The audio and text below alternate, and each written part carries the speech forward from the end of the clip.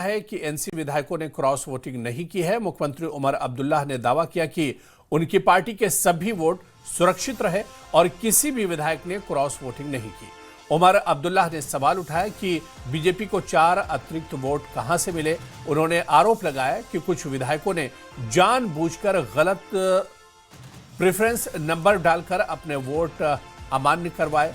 उमर अब्दुल्ला ने चुनौती देते हुए कहा कि क्या वे विधायक सामने आकर स्वीकार करेंगे कि उन्होंने बीजेपी की मदद की और क्या वो दबाव या लालच में आकर ऐसा कर रहे थे।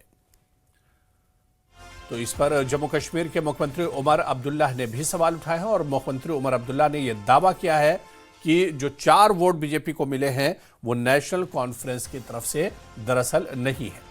इस बीच उमर अब्दुल्ला ने यह भी कहा है कि जिन लोगों ने बीजेपी को वोट किया है क्या वो सामने निकलकर दावा कर सकते हैं।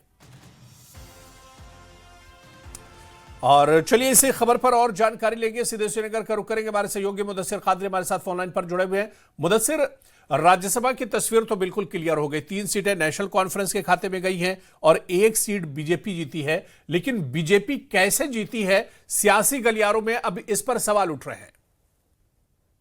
बिल्कुल हुरैरा, तस्वीर तो राज्यसभा पोल्स की साफ हो गई है, लेकिन जो तस्वीर अब आने वाली है या पेश की जाएगी सियासी तौर पर तो वो अभी बाकी है। और जिस तरह से आपने कहा कि महराज मलिक का जो एक्स पे बयान आया है तो यकीनी तौर पर अब जो है सियासी बयानबाजी इस बयान के बाद तेज हो जाएगी। हालांकि पहले ही जो गुलाम मीर है कांग्रेस के, उन्होंने कल ही एक इशारा दिया था वाज़ेह तौर पर कि नेशनल कॉन्फ्रेंस ने जो जिस तरह से इंतखाबी तशहीर करनी थी उसमें काफी कमी थी और नेशनल कॉन्फ्रेंस की जानिब से उस तरह का अप्रोच नहीं किया गया।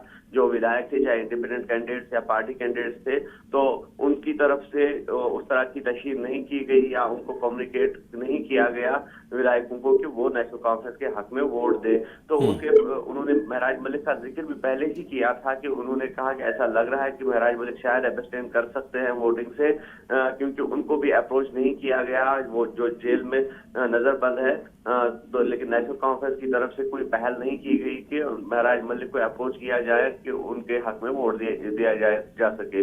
तो उसके बाद ही जिस तरह से अब महराज मलिक का बयान सामने आया है कि उन्होंने कहा कि बिना कहे ही, बिना उनको अप्रोच किए ही उन्होंने नेशनल कॉन्फ्रेंस को वोट दिया। लेकिन जिस तरह से नेशनल कॉन्फ्रेंस ने 4थी सीट जो है वो बीजेपी के खाते में डाल दी, तो इसमें कहीं ना कहीं नेशनल कॉन्फ्रेंस जिम्मेदार है। और ये एक फिक्स्ड मैच था जिस पर नेशनल कॉन्फ्रेंस ने पहले ही हामी भरी थी कि 3 सीटें उनके खाते में जाएगी और 1 सीट वो अपनी मर्जी से भारतीय जनता पार्टी को दे देंगे। और साथ ही साथ कल शाम ही पीडीपी का भी बयान आया और पीडीपी का ये कहना है कि अगर पीडीपी एब्सटेन नहीं करती तो जाहिरी तौर पर अब जो उंगली थी वो पीडीपी की तरफ उठती, क्योंकि ये 4थी सीट जो थी वो नेशनल कॉन्फ्रेंस हार गई और बीजेपी के खाते में चली गई। तो यकीनी तौर पर पीडीपी के जो विधायक है, जो वोटर्स थे, तो उन पर उंगलियां उठती। तो इसलिए पीडीपी ने पहले ही एक मुंह खेला था कि उन्होंने कहा था कि 4थी सीट पे वो सपोर्ट नहीं करेंगे, बल्कि उनका जो वोट है। बिल्कुल मुदस्सिर, यानी 4थी सीट का नतीजा कैसे आया, कहां से और किस पार्टी से वोट गए हैं,